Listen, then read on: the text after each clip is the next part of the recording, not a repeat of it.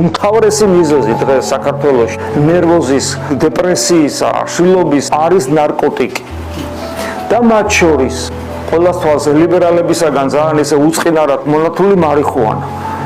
ყველა მღვდელსა ყოველ შემთხვევაში საქართველოში გამოცდილება იმისა თუ რას უკეთებს მარიხუანა ადამიანებს.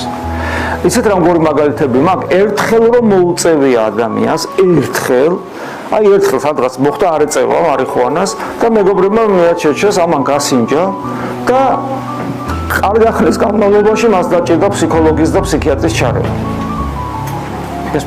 ესეთი მაგალითებიც კი მაქვს.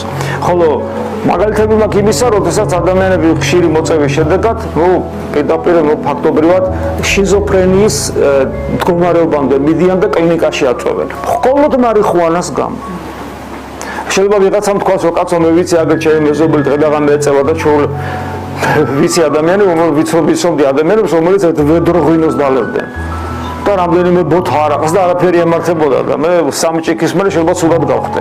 ამიტომ გასაგებია არსებობს მდგრადი ფსიქიკის ადამიანები, მაგრამ ყველა ესეთი ხომ არ არის. უმრავლესობაზე ეს ძალიან სულად მოქმედებს.